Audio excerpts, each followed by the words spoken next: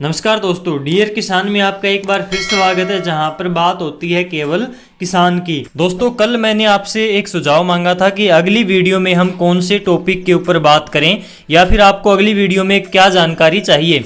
तो सबसे ज़्यादा किसान भाइयों के सुझाव जो हैं केसीसी के बारे में आए हैं, यानी कि सबसे ज़्यादा वोट किसानों ने केसीसी के बारे में जानने के लिए किया है, यानी कि किसान क्रेडिट कार्ड के बारे में सबसे ज़्यादा किसान जानना चाहते हैं।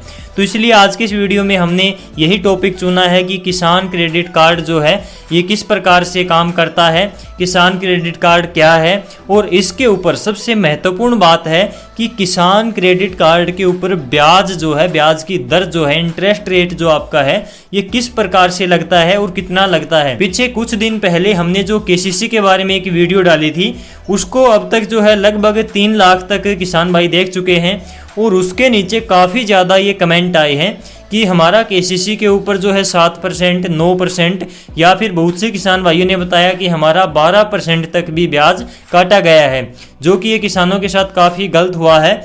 और किसान अनजाने में ऐसी गलती कर बैठता है क्योंकि उसे भी पता नहीं होता कि कब ये इंटरेस्ट जो है, ब्याज जो है वो कम ज़्यादा हो जाता है। तो आज की इस वीडियो में मेन फोकस यही रहेगा कि किसान क्रेडिट कार्ड के ऊपर ब्याज कैसे और कितना लगता है। तो चलिए दोस्तों, वीडियो शुरू करते हैं और सबसे पहले बात करते हैं केसीसी क्या है। तो केसीसी का पूरा नाम है किसान क्रेडिट कार्ड, और केसीसी के ऊपर आपको बैंक के द्वारा बहुत ही कम ब्याज दर के ऊपर सरकार लोन देती है, यानी कि ऋण उपलब्ध करवाती है।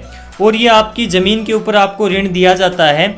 और ज़मीन की जब आपकी बात आती है तो 1 एकड़ पर कितना ऋण आपको मिल सकता है, इसकी यदि हम बात करें तो ये ऋण की राशि जो है आपकी भूमि के प्रकार, यानी कि आपकी भूमि किस प्रकार की है और उसके अंदर आप कौन सी फसल उगाते हैं, उसका उत्पादन कितना होता है, इससे आपकी आमदनी कितनी बैठती है। इसके अलावा आपकी ये बात जो है बैंक के ऊपर भी डिपेंड करती है, यानी कि अलग अलग बैंक जो है अलग अलग राशि कम ज़्यादा आपको दे सकते हैं।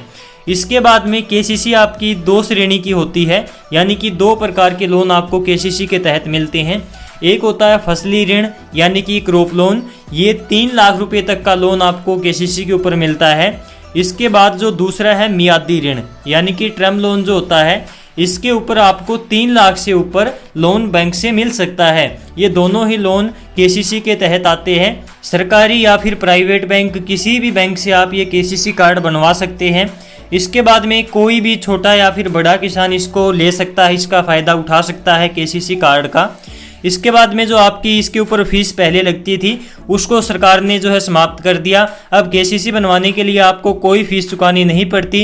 ये अलग बात है कि अपनी केसीसी बनवाने के लिए आप किसी जानकार व्यक्ति को ले जाते हैं और वो आपसे फीस लेता है, या फिर कोई वकील वगैरह आप अपने कागजात जो हैं तैयार करवाने के लिए लेकर वहाँ पर जाते हैं तो वो आपसे फीस लेता है, वो अलग बात है। सरकार अपनी तरफ से कोई फीस केसीसी के लिए नहीं लेती है। इसके बाद में बात आती है कि केसीसी बनवाने के लिए कौन कौन से दस्तावेज चाहिए, यानी कि डॉक्यूमेंट कौन से लगते हैं। तो पहले काफ़ी ज़्यादा डॉक्यूमेंट केसीसी बनवाने के लिए बैंक के द्वारा मांगे जाते थे, लेकिन अब सरकार ने इनको काफ़ी कम कर दिया है और अब केसीसी बनवाने के लिए आपको केवल 3 डॉक्यूमेंट की आवश्यकता पड़ती है। इसमें एक तो भूमि के मालिकाना हक का रिकॉर्ड आपके पास होना चाहिए, यानी कि ज़मीन की फ़र्द आपको देनी पड़ती है। इसके बाद में नंबर 2 पर आपके पास एक एड्रेस प्रूफ होना चाहिए, यानी कि निवास प्रमाण पत्र आपको देना पड़ता है।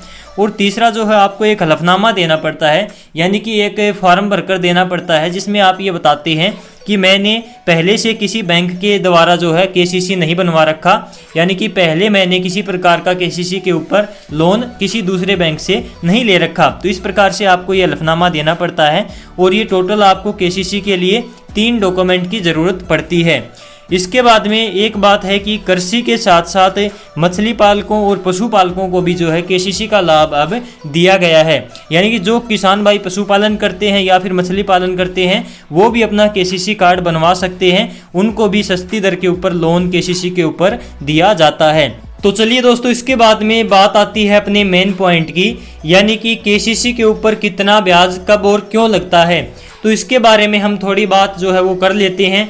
तो सबसे पहले जो बात ध्यान देने वाली है कि यदि आप अपनी केसीसी के ऊपर 3 लाख रुपए तक का फसली ऋण लेते हैं तो आपको 7% की ब्याज की दर लगती है, और ये 7% केवल कहने नाम का ही है। इसमें यदि आप अपने ब्याज को जो है समय पर चुका देते हैं तो आपको 3% की जो है एक्स्ट्रा सब्सिडी सरकार के द्वारा मिल जाती है, यानी कि 7% में से भी 3% की सब्सिडी मिल जाती है, तो आपको केवल 4% ब्याज का ही भुगतान करना पड़ता है। 6 महीने के अंदर आपको एक बार अपनी फसल के ऊपर अपने ब्याज का भुगतान बैंक में करना पड़ता है, और यदि आप समय पर हिसाब किताब अपनी केसीसी का करते हैं तो आपको केवल 4% का ही ब्याज लगता है। ये बात आप ध्यान रखें। और यदि मैं साफ तौर से आपको कहूँ तो 3 लाख रुपए तक का जो लोन है उसके ऊपर केवल 4% का ही ब्याज लगता है, यदि आप समय पर ब्याज का भुगतान करते हैं तो।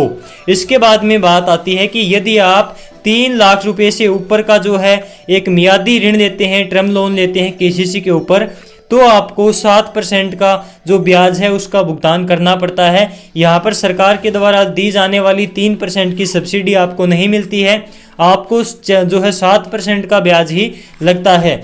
इसके बाद में यदि आप समय पर भुगतान नहीं करते हैं तो आपको 9% और इसके बाद में 12% तक भी ब्याज दर का भुगतान करना पड़ सकता है। यानी कि 3 लाख रुपए से ऊपर का यदि आप लोन लेते हैं तो आपको 7% की ब्याज की दर लगेगी, यदि आप समय पर भुगतान नहीं करते हैं तो आपको 12% तक का ब्याज लग सकता है। ये ब्याज की दर जो है बैंक के ऊपर डिपेंड करती है, वो कम या ज़्यादा आपको ब्याज की दर लगा सकते हैं यदि आप 3 लाख रुपए से ऊपर का लोन लेते हैं तो दोस्तों इस प्रकार से आपका केसीसी के ऊपर ये ब्याज लगता है। ये कम या ज़्यादा कब और क्यों होता है ये बात शायद आपको समझ आ गई होगी। और यदि आपका कोई प्रश्न अभी भी शेष रहता है, यानी कि यदि आपको कोई बात अभी भी समझ नहीं आती है, तो आप कमेंट बॉक्स में पूछ सकते हैं, और इसके बाद में आपको लगातार 1 या 2 वीडियो केसीसी के ऊपर और दी जाएंगी, जिससे कि आपको ये बातें सारी जो है क्लियर हो सकें। इससे अगली वीडियो में हम बात करेंगे कि कैसे किस प्रकार से आप जो है केसीसी कार्ड बनवा सकते हैं। दोस्तों वीडियो को लाइक करें और ज़्यादा से ज़्यादा किसान भाइयों तक इस वीडियो को शेयर अवश्य करें,